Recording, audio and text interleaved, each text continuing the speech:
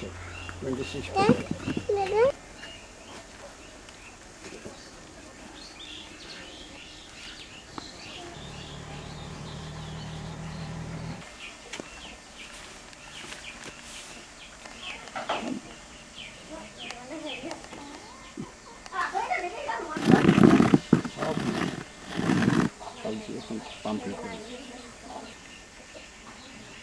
Cartoon চৰিত্ৰে বাঘ হজিকাৰ বিষয়ে যিকেইটা পেপাৰত দেখিছিলে উলিয়াইছিলে তাৰ হেৰি হিচাপে মই কাউণ্টাৰটো কি কয় কাউণ্টাৰ দিছোঁ।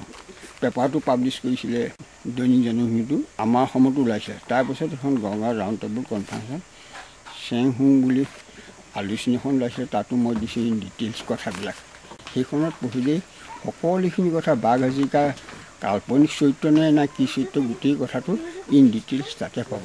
কাৰণ হিষ্ট্ৰীয়ে নকয়, কাৰণ দি টাইম কিমতো লাচিত বৰফুকনৰ সেইখনৰ শৰাইঘাটৰ যুদ্ধটো নাপায়। আৰু ক'তো কোনো বুৰঞ্জী আজি মোৰ হাতত অন্ততঃ 15-16খন বুৰঞ্জী আছে অসম বুৰঞ্জী, ক'তো ইছমাইল ছিদ্দিকৰ নাম উল্লেখ নাই। আৰু আনহাতে যি সময়ত শৰাইঘাটৰ যুদ্ধ হৈছিলে সেই সময়ত আহোম স্বৰ্গদেউ আছিলে চক্ৰধৰ সিংহ।